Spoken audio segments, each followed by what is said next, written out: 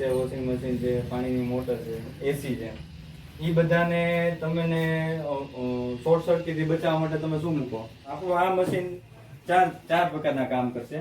એવો ઝટકો હોય એ આ મશીન એને સોલ્વ કરીને આગળ તમારા ઘરમાં જેટલા વોલ્ટેજ જોવે છે એટલા જ વોલ્ટેજ આ મશીન બહાર આપશે. પણ તમે જે શોર્ટ પ્રૂફ આખા ઘરને બનાવવા માંગો છો એ આપણું આ એક જ મશીન એવું છે કે તમને આખા ઘરને શોર્ટ પ્રૂફ કરી નાખશે. એનો મતલબ એમ થયો કે તમે જીવતો વાયર પકડી લીધો છતાંય તમને કઈ શોર્ટ સર્કિટ થતું નથી. ભેગા કરતો એટલે મશીન બંધ થઈ જાય.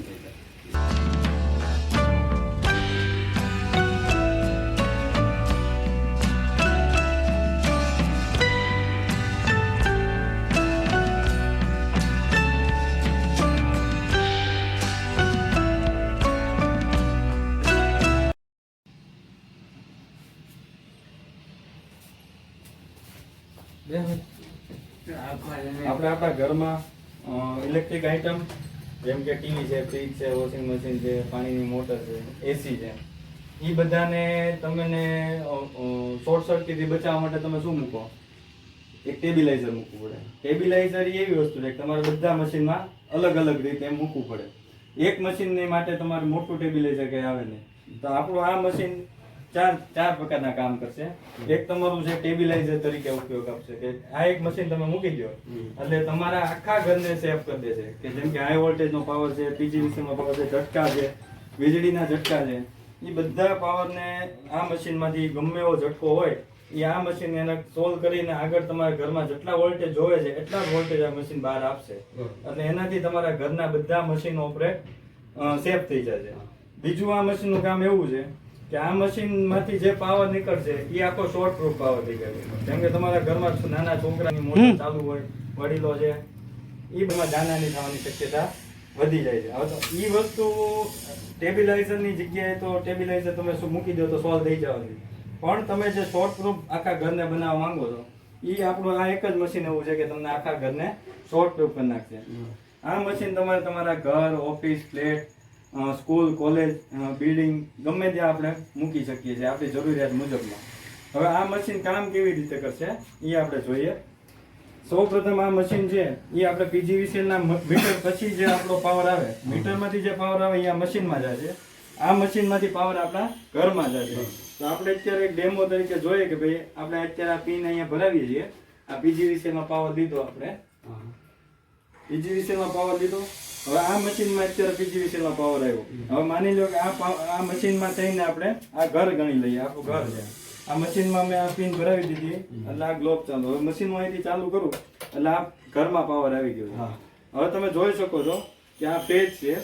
આ ફેજને હું ટેસ્ટર મારીશ. આ ટેસ્ટરમાં પાવર આવે છે, બરોબર છે.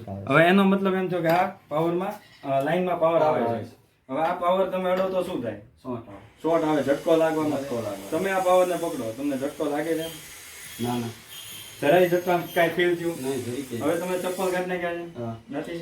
ઓકે, હવે તમને કઈ આમાં ફીલ થતું નથી. એનો મતલબ એમ થયો કે તમે જીવતો વાયર પકડી લીધો છતાંય તમને કઈ શોર્ટ સર્કિટ થતું નથી. હવે તમે એમ કહેશો કે ભાઈ મારે આ શોર્ટ સર્કિટ તમે આવી રીતે શું છે? બાકી નોર્મલી મશીન બધા એવાય છે માર્કેટમાં કે તમને અહીંયા ઝટકો લાગે અને મશીન બંધ થઈ જાય. આપણું એક મશીન એવું છે કે તમને ઝટકો લાગ્યો નથી અને મશીન ચાલુ છે, બરોબર છે. તમારા ઘરમાં લાઇટ ક્યાંય બંધ થઈ નથી. હવે આપણે પાણીનો ડેમો લઈ લઈશું. એક પાણી,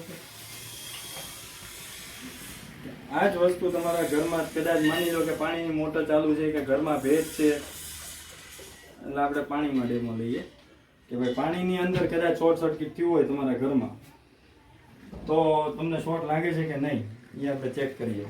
હવે આ જ વસ્તુ આપણે આ પાવર છે, આ ફેઝ પાણીમાં નાખ્યો આપણે. હવે પાણીમાં તમે જોશો તો પાણીમાં ટેસ્ટર ડાળશો એટલે પાવર આવશે. પાવર આવે છે પાવર. હવે આ પાણીને તમે ટચ કરો, થયું કંઈક ફીલ થયું? જરાય ફીલ થયું નહીં. એનો મતલબ એમ થયું કે આપણું આ મશીન પાણીમાં પાણીની સાથે પણ શોર્ટ પ્રૂફ થઈ ગયું છે, બરોબર છે. હવે બે વસ્તુ થઈ. હવે તમારા ઘરમાં માની લો કે કઈ શોર્ટ સર્કિટ થઈ કે કઈ વાયર તમારા ઘરના અહીં ચોટી ગયા છે કે મેં ફેઝ ન્યૂટન ફેઝ થઈ ગયા કે કઈ શોર્ટ સર્કિટ થઈ. તો શોર્ટ સર્કિટનો મતલબ એવો છે કે આપણે આ મશીન સાથે એક શોર્ટ સર્કિટની રમત રમીએ. પેલા આ હું ફેઝ ન્યૂટન વાયર ચડાવું છું આમાં. શોર્ટ સર્કિટ એટલે અર્થિંગ ને પાવર બે ભેગા થાય એટલે શોર્ટ સર્કિટ થાય. આપણે અર્થિંગ પાવર ભેગા કરશું એટલે મશીન શું કામ કરશે એ તમને કહી દઉં. જેવા અર્થિંગ પાવર ભેગા કરશું એટલે મશીન બંધ થઈ જાય. સેકન્ડના 90 ભાગમાં મશીન તરત બંધ થઈ જાય. એમસીબી ટ્રીપ થાય ને એ પહેલા આપણું મશીન બંધ થઈ જશે તમારું. એટલે કે ઘરમાં કાંઈ પણ શોર્ટ સર્કિટ થાય એ પહેલા તમારું આ મશીન બંધ થઈ જશે. ઘરમાં બીજી કાંઈ નુકસાની થવા દેશે નહીં. જેવું તમે તમારું શોર્ટ સર્કિટ ઘરનું સોલ્વ કરશો એટલે તમારું મશીન ઓટોમેટિક ચાલુ થઈ જશે. આ મશીનનું એક બીજું કામ છે. હવે બીજી રહી વાત તમારે ઘરની કે તમને આ મશીનને 1 વર્ષની ગેરંટી આપવામાં આવશે કે 1 વર્ષમાં મશીનમાં કાંઈ પણ થાય, કોઈ પણ ફોલ્ટ થાય તો machine piece to piece replacement રહેશે. આ મશીનની આયુષ્ય છે આપણે 22 વર્ષની. 22 વર્ષ સુધીમાં આ મશીનને કાંઈ થાય તો તમે રિપ્લેસમેન્ટ કરી શકો છો, રિપેરિંગ કરી શકો, એ બધું ચાર્જેબલ રહેશે. આ 22 વર્ષે આ મશીન તમે કદાચ ભંગારમાં નાખી દેશો તો આ મશીનની જે અત્યારની કિંમત છે એ 22મા વર્ષે તમને 50% કિંમત પાછી મળી જશે. એની કિંમત અલગ અલગ ચાર્જેબલ છે કે તમારા ઘરમાં કેટલો વપરાશ છે એની ઉપર આપણે નક્કી કરી શકીએ કે ભાઈ તમારે કેટલા કિલોવોટનું મશીન નાખવું પડશે. આ એક ડેમો પીસ છે, નાનું એવું છે.